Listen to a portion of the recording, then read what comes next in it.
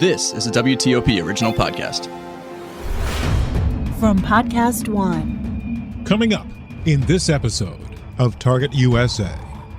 He was already out of Afghanistan, but he went back to get his family. So he flew there commercially and had a flight out that was a commercial flight. Unfortunately, that commercial flight was canceled before he was able to get his family out. The Taliban and their Afghan guards at the airport prevented them from going in. So what happened then? They're hiding in Kabul. The Afghan Diaries, coming up on this episode of Target USA. The National Security Podcast.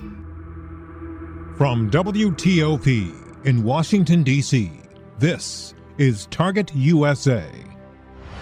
Russia could render huge harm to this country. North Korea's secret missile. Capable of reaching the whole of the United States. Dangerous terrorist. D.C. is repeatedly mentioned as someplace they would like to seek an attack. Cyber criminals. Decryption successful. America has a target on its back. And on this program, we investigate the threats, the people behind them, the agencies fighting them, and the impact on you. This is Target USA. The National Security Podcast. I'm J.J. Green. This story is not from someone trying to escape from Afghanistan, but someone who's trying to help others get out of Afghanistan. My name is Douglas Dreyer, and I'm just an ordinary American citizen that believes in doing the right thing. So it's just my understanding that you're doing some work to help some Afghan nationals settle and get families here to the U.S. How did you get connected with them? I met one of the brothers about 5 years ago at the store he worked at. And to get a military discount, I showed him my retired ID. And he basically said, "Oh, I used to work for the DOD also." And from his accent, I could tell he was not a Native American. We got to talking, and he was an interesting person, a very kind and nice person. So I invited him to talk at my Rotary Club in Falls Church, and he agreed. And I helped him work out a PowerPoint presentation. And he gave a talk at the Rotary Club during one meeting. And he also gave a talk at the Thomas Jefferson High School for Science and Technology Interact Club. Mm-hmm. And he really opened up with the high school students. And he had a very compelling and interesting story about his work in Afghanistan for supporting our troops. So needless to say, you got to know him. He introduced you to other family members, I'm assuming. And yes. At some point, you got involved in trying to help other family members come to the U.S. Is that right? Correct. I knew he was living in the States, and I also reached out when things started happening in Kabul. And he mentioned that his wife and his brother's wife and brother's two children were still stuck in Kabul. So I said, how can I help you? And it was very upsetting to me that they were trying basically by themselves and basically trying to do everything over a cell phone to rescue their families. How were you able to help? What did you do to help? Simple things. I got them an iPad. He was hoping to get his American passport because he's an American citizen now, and go over there and pull his family and his brother's family out. So I got him an iPad because I figured if he went over there, he'd need something light and something that he could destroy if things really went bad. But he never got his passport in time. It didn't show up until last week. This is after the original passport was sent to him with the misspelled name, even though the name was spelled correctly on the address label. So how did the situation to get his brother's family and his family out of Afghanistan, How did that go? Because we know the U.S. military has left now and the evacuation flights have stopped. This is the 1st of September, so that's over. So where does that stand? Both wives, both kids, and a younger brother who wants to leave because of his work in Afghanistan. Plus, he's also needed to help escort the wives out of Afghanistan because they can't read. And if they go to the airport by themselves, one, the Taliban wouldn't let them. They would need a male relative escorting them. And two, if they see a sign that says life one way and death the other way, they wouldn't be able to read it. So right now they're stuck in Kabul. You've been putting out some updates, and I've interviewed the two brothers that you talked about here, and they've been on this program before. We don't identify them except by anything except N and R. And but you've been updating people in your circle about what's going on with them. And there was something in the third update that you sent, which was just the other day. I think it was the 30th, may have been the 31st of August. That was particularly striking to me about an effort that someone went through to try to get family members out, and it resulted in a very difficult situation. I won't say tragic because there's still hope, but the situation that it got this individual in is a difficult situation, but that just shows how important getting family out of Afghanistan is. So would you tell us that story?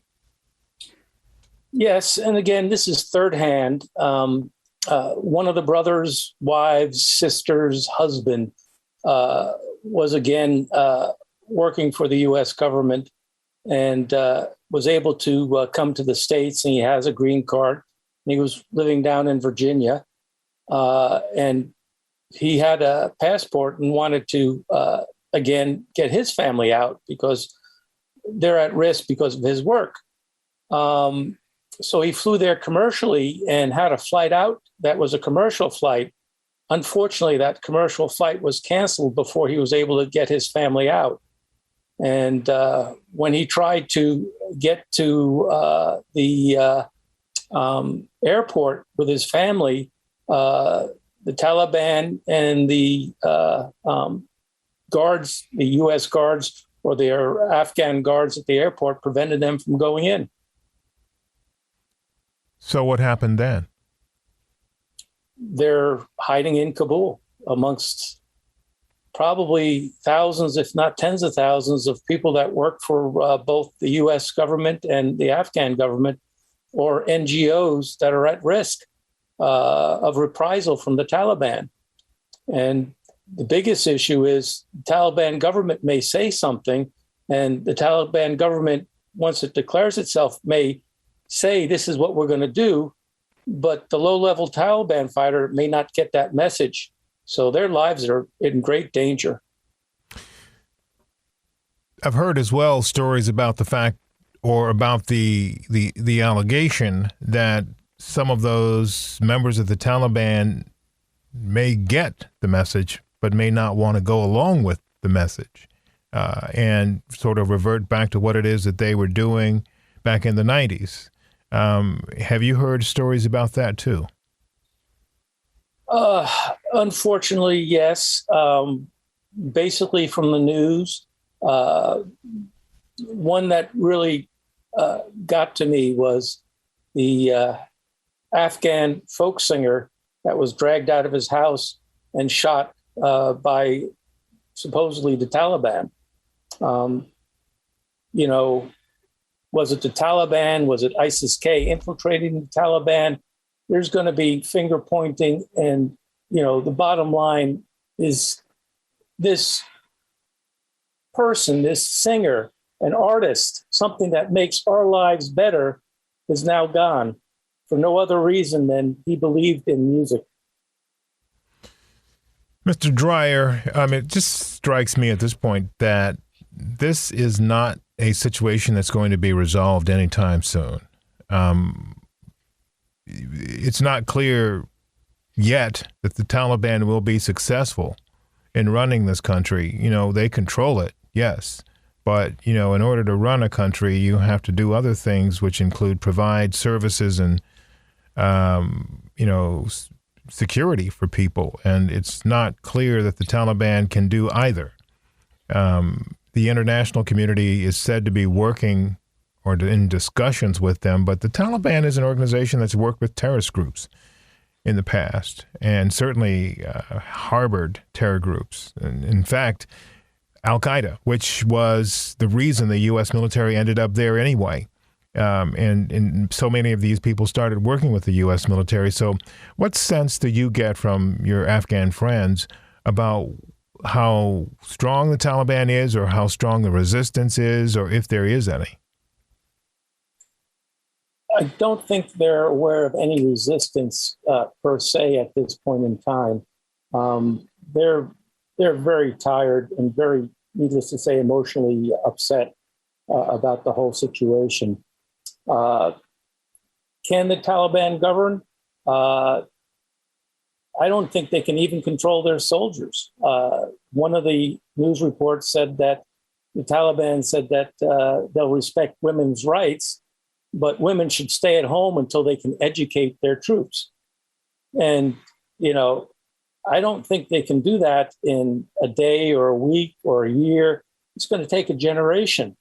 And unfortunately, we had a good start on, teaching some democratic principles and principles of equal treatment under the law.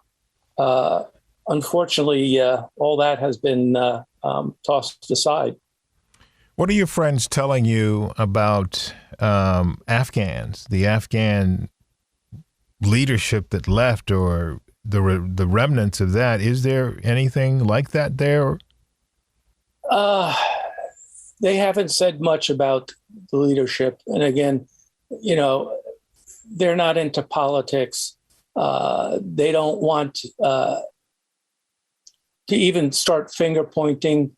I'm sure, there's going to be armchair historians, that are going to point fingers this way and that. Yeah, no, I'm not talking about that part of it. I'm just talking about, have there been any sightings of any of these folks? Because a lot of them just disappeared.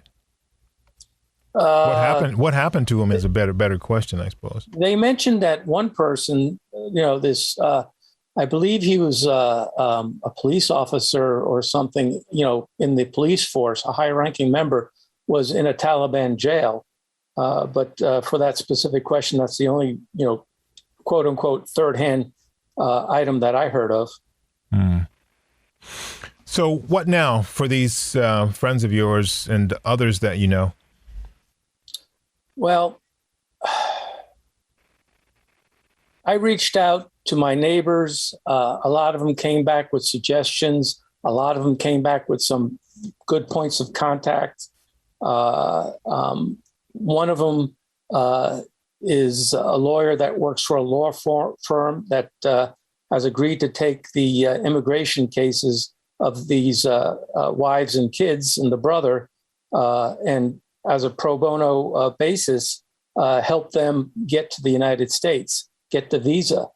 Because even if they evacuate to, let's say, a third country, the third country is not going to want to let them stay there. And some third countries are even, pushing Afghans back across the border, even though the Afghans are claiming, asking for asylum. But this particular country hasn't signed any UN documents agreeing to that. So there's a lot of good going on. A lot of people have contacted me, friends that I've reached out to, come back with saying, hey, I have a friend who has a friend who has people stuck in Afghanistan. How can you help? Do you have any, contacts? And I send them information that I get, and it goes back and forth. So some good information is happening, but I'd like to see the U.S. government do more. I'd like to see the Department of State do more and be proactive on this and, say, okay, we're going to be the central clearinghouse of getting all these people out of Afghanistan. And, this is how you go about doing it. So they come here to the U.S. The folks, your friends that came here, it's a challenge for anybody coming from another country, another ethnic background coming to America because, we've got our own issues here, as you're well aware of. And some of that was on display on January 6th. And, there's been a lot of that. What are some of the challenges that your friends face here and, folks that are coming from Afghanistan? What are some of the challenges that they face when they come here? It's the story of America with immigrants coming from all over the world. My grandparents came here. Again, they had nothing, couple of dollars in their pocket, and they worked hard. And, that's part of the success of America is that, people come from overseas, whether they have nothing but the clothes on their back or if they have some money in their pocket. They work hard, they come up with ideas, and they enrich not only themselves, but our nation, both culturally, monetarily, globally. The whole reason the U.S. is such a superpower is the fact that we've been able to take these immigrants and make them part of America, even as they keep part of their cultural identity. Well, that's not necessarily the challenge. That's what we expect to happen. But I'm talking about, have your friends run into any challenges and people that don't want them to be successful and people that have made life difficult and are considering just the way things have been going in this country racially for the last few years? That's kind of what I'm getting at here. Understand, they haven't mentioned that to me because their focus is on their wives. I have a friend who was born in this country. His parents came from China in 1948 when the communists took over. And he's worried about his daughters with this animosity that's going on in this country. And, he's an American, Mm-hmm. He used to come over to our house to have hamburgers because he liked hamburgers. So it's a shame that, it goes back to, I think, a greater problem that we're seeing in this country. As you pointed out, there's the issue of race, where race shouldn't be even a discussion item. Mm-hmm. Okay? Who cares? All right? Get over it. The problem is too many people make it an issue. Yeah. And too many people just don't realize that, hey, I can do so much by myself. But if I help somebody and then they help me, we can do more together. Yeah. It's as simple as that. And I don't care, if he's this religion or that religion, or his skin color is lighter than mine or darker than mine, or, where he came from. It doesn't make a difference. All I care is how they act. And these two brothers, as one put it, if I see somebody laying in a ditch, I would go and help them. I would risk my life. I would risk my blood to help them because that's the human thing to do. Mm-hmm. So we need to do the human thing and take care of one another. It's not that hard. And, it's like the folks down in New Orleans. We can help them from here. Technology is wonderful. We can send supplies there. We can have food drives. We can send a truck full of water there, whatever. But, the bottom line is we can't stand idle by. We have to take an active part in making our world better. Yeah. That's the key. Well, congratulations. You've done that. And thank you for sharing your stories with us. You have absolutely nailed it. The story about the ditch. The story that goes, there's no greater love, and I'm sure you know that story. JJ, can I finish with a quote from Roman Kent? I put it in one of my updates. Sure. He was a Holocaust survivor of Auschwitz. And this quote stuck with me. He said, "I believe in the goodness of men. I judge people not by their religion, but by who they are and how they act." And if we speak about religions, I would like to add one more to the 10 Commandments. The 11th commandment should be, when you see evil, do something. Most evil things happen when people are bystanders, when they do nothing. And then evil can prevail, even if it's done by a small group of people. The righteous are the moral example of what could have been done, but what the humankind failed to do. I see evil all over the world, even in this country. And I want people to do something. Well, thank you. And I'm sure the people that hear this will hear the call, and I'm hopeful that they will heed it. I'm going to end by asking you one final question about Afghanistan. What is your message to the folks there that will hear this? You are not forgotten, and a lot of people are working hard to get you here to safety.